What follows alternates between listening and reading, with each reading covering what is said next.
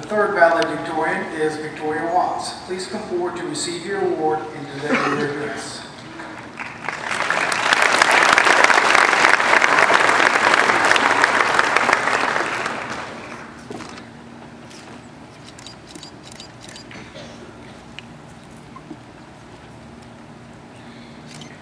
A lot of you students probably know me as the quiet girl. Well, tonight I've come prepared to speak. In fact, this may be the most some of you have heard me talk through all of high school. So get comfortable, I've got a lot to say. I'd like to start out by saying congratulations TVS Class of 2013, we did it. If you're sitting here tonight, you've successfully made it through high school and that's an accomplishment. It feels like yesterday that Mr. Cottingham called us into our freshman class meeting and said, blink and you'll be graduating. How true that was. Having said that, there were definitely times for me, and for every one of you I'm sure, that things were hard and it felt like high school would never end. We had hard tests, hard weeks, hard classes. We faced struggles academically, and we endured the inevitable drama of high school. But we persevered through all of it and made it to tonight. Standing at this angle looking back on it now, it seems like time flew by. We have a lot of people to thank for getting us here tonight. First of all, thank you to our parents, grandparents, guardians, family, whoever fed us, housed us, whoever it was that forced us to go to school, thank you. We also need to thank the teachers of Twin Valley South. A lot of us have been going to school at TVS since kindergarten, and we owe a thank you to every teacher we had along the way. But especially, we need to thank the teachers that had us in our most stressful years, our high school teachers. In such a small school, most of us got to know a majority of the teachers, and closely at that. We learned the specific rules that each teacher had. For instance, we quickly learned that Mr. Hamlin would accept missing work up until the last day of the quarter. But if you were still holding homework for Mr. Flory the day after it was due, you may as well put it in the trash. We knew that being late to Mrs. Woodru's class meant having to stand. Mrs. Osborne was the grammar goddess, and Mr. Hickey wanted to teach us not only French, but also beaucoup amounts of culture. Our teachers gave us more than an education. They gave us their time, their guidance, and a listening ear. We would also like to thank our counselor, Mrs. Dills, our principal, Mr. Cottingham, and our superintendent, Dr. Moore. I have some personal thank yous for my own success, and first and foremost is my parents. And I'm not just thanking them because they would never let me forget it if I didn't. They really did help me in high school. Both my mom and dad influenced my grades, but in different ways.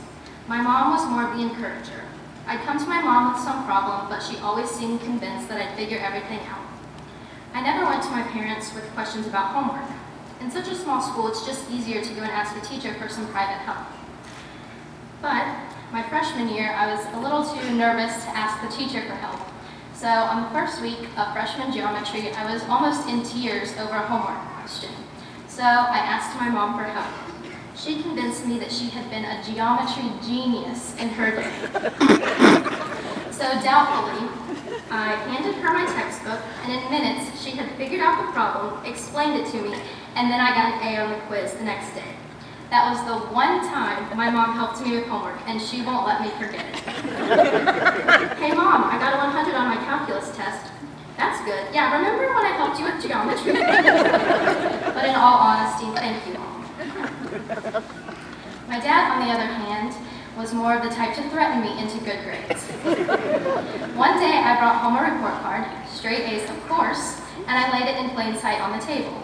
My dad scanned the page and said, "What's your problem in chemistry?" I looked at my report card and saw my lowest grade, a 92. I explained that a 92 wasn't a problem, but he didn't seem to agree. Obviously, I knew he was joking, but there was a part of me that was ready to work harder just to show him, just so he wouldn't be able to find anything to joke about on my next report card. As for my sister, I don't think I have a lot to necessarily thank her for, but I thought she'd like to be mentioned. So thank you for reading questions off of a paper to help me study for tests. And you're not just my sister, but also my best friend, and I would have had a very boring high school experience if not for you. I'd also like to extend a thank you to my fellow valedictorians. In this past school year, they've been two people that I've been able to go to for help, and I hope I've offered you help in return when you needed it. Do you want to hear something really dorky? I mean, being a valedictorian, I guess you pretty much have to be kind of dorky. Anyway, I've been dreaming of being valedictorian since 4th grade. It began when my 4th grade teacher, Mrs. Morgan, emailed my mom telling her she thought that I could be our class's valedictorian. I didn't really know what that meant, but I think there's a possibility that that email caused me to work harder to prove that I could live up to her expectations of me. Another thing that added some drive was the fact that I'm a blonde and I'm a cheerleader. Ask my classmates, especially my calculus class, and they'll vouch for the fact that blonde doesn't just describe my hair color. Well, anyway, blonde cheerleaders don't really tend to go with the idea of being a valedictorian, but I wanted to break some stereotypes. I think valedictorians are supposed to give some sort of advice or something, but I'm not going to. I mean, what do I really know? How can I give you advice when I'm in the same place as you, just graduating high school?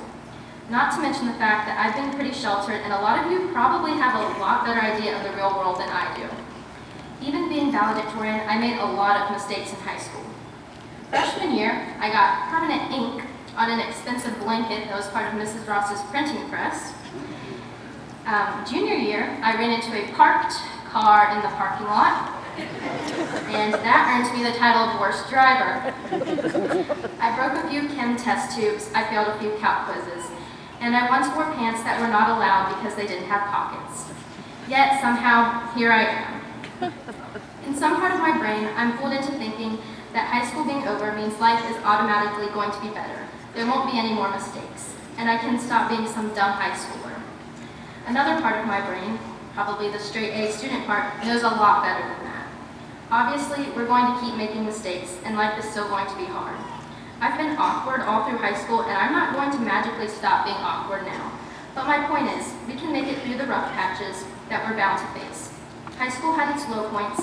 In some cases, high school was a low point, but we all worked through it. We just have to remember this when things get tough in the future. I've waffled back and forth about whether or not I liked Twin Valley South. The aspect that really bothered me in high school was the size. There were definitely days that I got tired of coming to school and seeing the same people, some of which I've been seeing since kindergarten. But today, I think it's really great. I get to look up at my classmates in their caps and gowns and identify every single one of them. This is our graduation. We don't have to sit here and be bored to death while hundreds of kids we don't know walk across the stage to get their diplomas. When we watched the baby pictures video earlier, we could look at each picture and recognize some small part of people we knew. I honestly believe that I can come up with a memory that I've shared with each and every one of you. I said we wouldn't be bored, but I'm actually going to share a few of those memories. Maybe you'll hear something about yourself that you didn't remember. If I do say something about you, if you could just give a quick wave, that would be great. I promise to embarrass myself more than you. I'll start with Matt Robbins. When we were in 6th grade, I was in the hospital, and my class was forced, I'm sure, to write me letters. I got a lot of nice letters, but the one I remember the most was Matt's. It read, "You're lucky you get to miss school." If Matt thought being in the hospital was superior to being at school, today must be the happiest day of his life. Next is Dylan Dickerson. The first memory that comes to mind about Dylan was that in 7th grade he hit me in the back of the head with a basketball and I fell down on the gym floor. I didn't actually realize it was Dylan until later that day when he asked me if I had a headache. How considerate. Despite the fact that this incident happened, I think I actually owe Dylan a thank you. That same year, I was hit in the back of the head, again, this time by a wad of duct tape. When I was unable to identify the object for our substitute teacher, she accused me of lying and threatened me with a Saturday school. At that point, Dylan told her that I was a model student and there was no way I had done anything wrong. It's 5 years late, but thank you, Dylan. There's one guy in this class that makes his own memories, and it's Tyler Grubb. If Grubb isn't having fun, he makes sure he can make his own fun. Tyler demonstrated his skills at the talent show our junior year by dancing in a banana suit. This year, Tyler informed our English class that tall people, on average, are smarter than shorter people. Well, being 5'1" and 1/4 inch, I wasn't going to believe this tidbit without researching it. After scanning through multiple websites, I regret to inform you that not only are taller people usually smarter, but they're also typically happier, make more money, and are better looking. So thank you, Grub, for causing me to be depressed. I would like to make a shout out to the other short people out there, though, that you can overcome it. Proof? My last memory to share is about Michael Burke. Most people will probably remember Michael for being the star of our football team, but my memories of him are from 3rd grade. In 3rd grade, we had a special teacher, Mr. Craig, that came and gave some random lesson to our class about once a month. Mr. Craig seemed to think that I was something special. So to prove my intelligence to the class, he asked me what 300 plus 300 is. This may sound weird coming from a valedictorian, but I'm not very good at mental math. I need to write problems out or use my fingers. Well, I didn't have any paper, nor do I have that many fingers. I sat there in utter embarrassment for about 3 seconds until Michael whispered under his breath, "It's 600. I repeated the answer out loud, and Mr. Craig praised my geniusness. I then heard Michael mumble about how he had told me the answer. I have felt guilty ever since. So here today, I would like to give Michael the credit he deserves. He knew an answer that I didn't, and I stole it. That's right, I, Victoria Watts, stole an answer from Michael Burke. It feels good to finally get that off my chest. My point with sharing those stories is that the smallest things you don't even remember, can have an impact on people. Those are the stories and names that my future children will hear. You all are the people that I spent anywhere from 1 to 13 years with, and I'm glad we had this time together. At this time, I would like to reference my favorite TV show, How I Met Your Mother. My mom must be so proud. But seriously, it relates, I promise.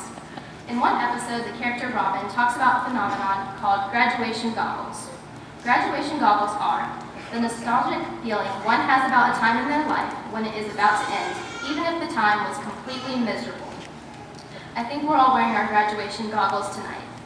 I'm not saying high school was completely miserable, but raise your hand if you want to go another year.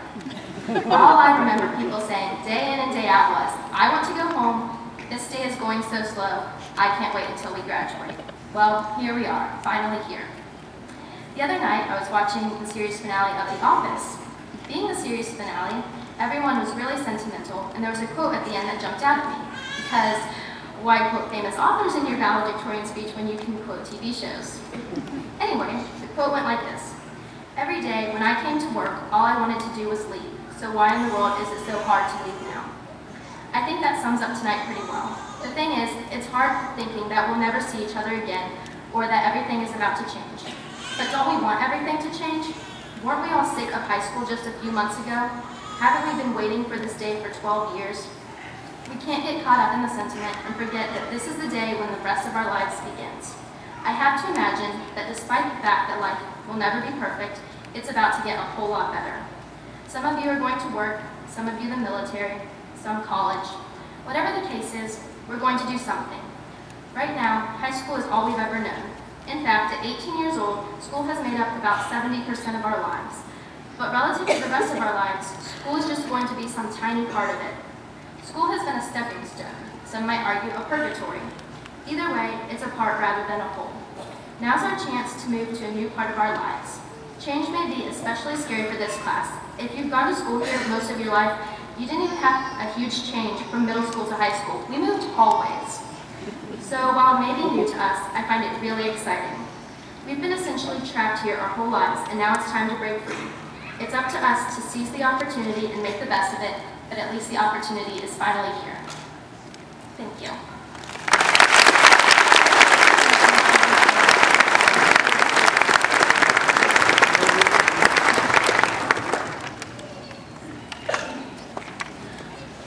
Next will be a musical selection, Whenever You Remember, performed by